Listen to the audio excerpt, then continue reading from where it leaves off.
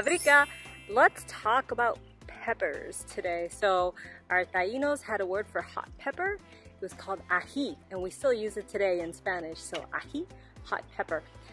So I've got a few different types of peppers growing, some hot peppers and so on. So I want to show you what they look like. I have a couple of varieties of peppers here. So these 4 plants that you see right here, those are habaneros. So obviously they come from Habana or Habana. Actually, Habana actually means hanging basket in Taíno. So the city of Havana, the original name is from Taíno, Habana. So these habaneros would be considered ají. They're hot peppers. I've got a pepper plant here. It looks a little sad because it's got some dried leaves. You can just pick those off. But if you look at the stem, you got some new green leaves growing, and the stem is actually really nice and green right here, and it's got a new shoot right here. So this is still really good.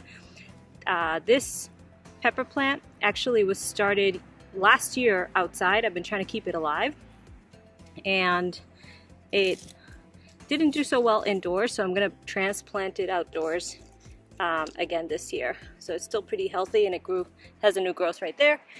This guy started outdoors as well. You see him right here. He started outdoors, and I didn't want him to freeze, so I brought him inside, and he actually gave us 1 pepper, tiny little pepper, during the winter time. But it looks like he's starting to grow again. If you'll notice right here, look, there's some flowers. There you go. Those are flowers. So he's starting to flower. He's going to give us more peppers, and I'm bringing him back outside because I feel like he's going to do much better outside. I'm a much better gardener outside than I am indoors. I'm not really good at keeping plants alive indoors. But okay, so these guys here, my husband actually planted. He just threw a bunch of pepper seeds in a pot over the winter time, and they started to grow. So they're ready to be transplanted outside.